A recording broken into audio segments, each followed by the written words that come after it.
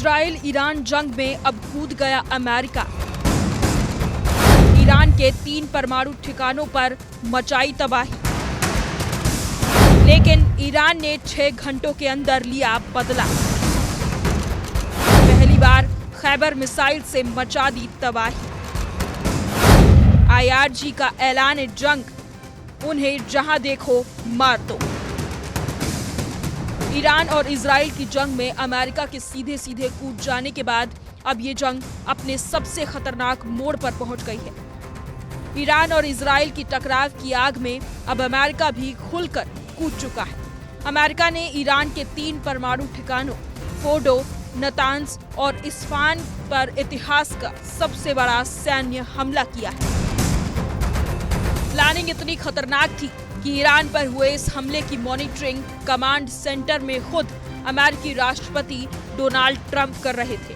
इस हमले के बाद ट्रंप ने कहा, फोर्डो इज गॉन, यानी फोर्डो अब अस्तित्व में नहीं रहा। इस हमले में अमेरिका ने पहली बार अपनी सबसे ताकतवर बम तकनीक GBU-57A यानी बंकर बस्टर का इस्तेमाल किया। अमेरिका का दावा है कि 13,600 किलोग्राम वजनी ये बम इतने घातक थे कि 60 से 90 मीटर गहराई में बनी फोर्डो की न्यूक्लियर साइट भी ध्वस्त हो गई। हमला करने आए 6 B-2 स्पिरिट स्टील्थ बॉम्बर्स ने कुल 12 बंकर बस्टर गिराए, जबकि एक B-2 ने नतांज पर 2 और बम बरसाए। वहीं अमेरिकी नौसेना की पनडुब्बियों ने नतांज और इस्फहान पर 30 टॉप हॉक क्रूज मिसाइलें दागी। इस हमले के बाद ट्रंप ने अपने चिर परिचित अंदाज में कहा, ईरान मिडिल ईस्ट का सबसे बड़ा आतंकी समर्थक है। हमने ताकत दिखाई, अब वक्त है शांति का। लेकिन ईरान को समझने में ट्रंप ने शायद यही बहुत बड़ी चूक कर दी, क्योंकि अमेरिकी हमले के बाद ईरान की प्रतिक्रिया इससे कहीं ज्यादा विस्फोटक रही। अमेरिका सोच रहा था ईरान खामोश हो जाएगा, लेकिन ईरान ने अब पलटवार शुरू कर दिया है।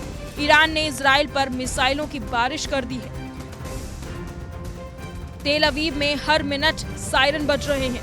इजरायली डिफेंस फोर्स ने लोगों से सुरक्षित रहने को कहा है। ईरान ने एक साथ इजराइल के 10 से ज्यादा शहरों को निशाना बनाया है।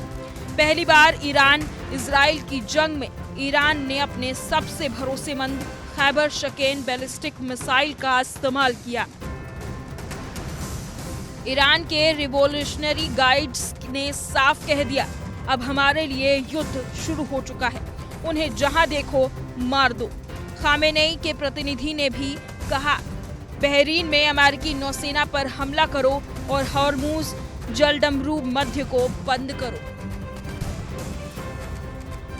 चैनल को लाइक, शेयर और सब्सक्राइब करना ना भूलें और कमेंट करके हमें बताएं आप किस विषय में न्यूज़ देखना चाहते हैं। धन्यवाद।